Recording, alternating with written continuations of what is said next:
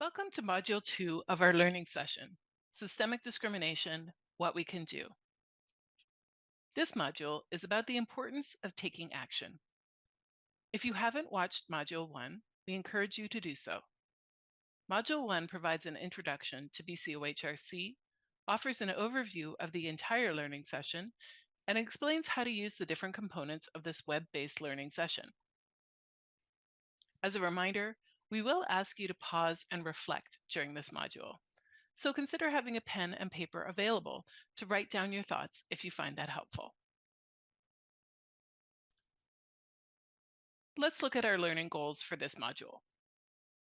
By the end of this module, you will have reviewed the key characteristics and impacts of systemic discrimination and considered reasons for taking action to address it.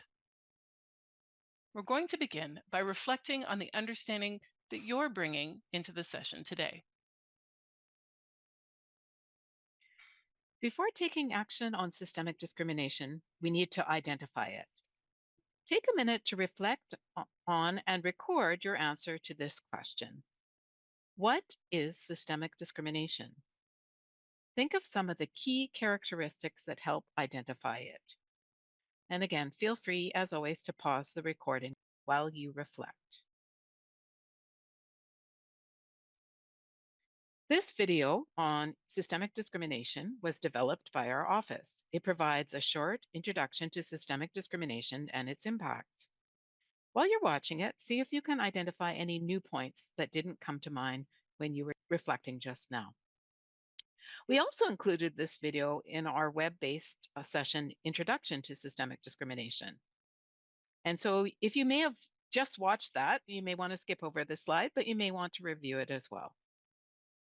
This video discusses systemic discrimination against Indigenous peoples, peoples with disability, and women. So let's get started. When do we know we belong? When we're at home? When we have places to learn, chances to play, spaces where our voices are heard? For people who've always had these things, it can be hard to see or even believe that other people don't. That the systems we have set up don't work for everyone.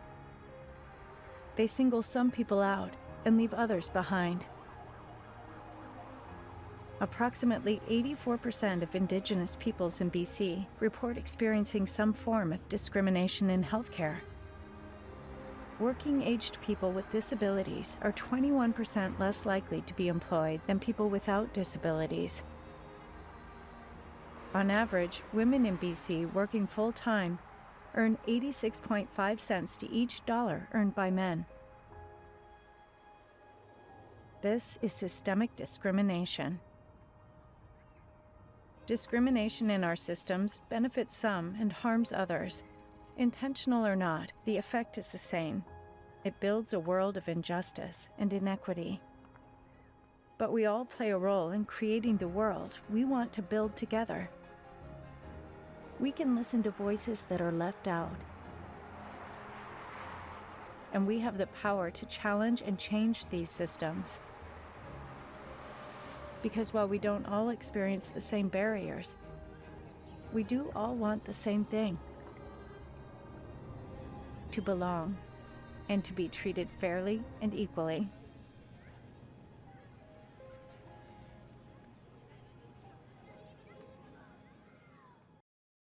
So we hope that was a helpful refresher and brought up some key characteristics of systemic discrimination for you. And what I really like about that video is the end really makes me think that we can actually do something to address it. We shared the following list of key indicators of systemic discrimination in our Introduction to Systemic Discrimination session. Take a minute to review them and see how they compare with characteristics that you identified while you were reflecting a few minutes ago. We're only going to introduce them briefly, but they're described in more detail in the handout. Systemic discrimination impacts a higher percentage of a group or groups based on their identity, and because of this, it appears in patterns. It's based on attributed characteristics, often resulting from bias and stereotyping, and not on real ones. It shows up in laws, policies, practices, or ways of doing things, and in generally accepted behaviors and attitudes. Systemic discrimination impacts include barriers, harms, and increased disadvantages. It unjustly attributes power to one group over another, and it's based on historical patterns of inequality. Systemic discrimination often appears neutral, especially to those who are not negatively impacted, and it may be unintentional. In our introductory session, we also saw that systemic discrimination negatively impacts all of society, not just the specific groups that it targets. So you can use this list as a tool, both during and after the session, to help confirm whether an example you have identified could be systemic discrimination.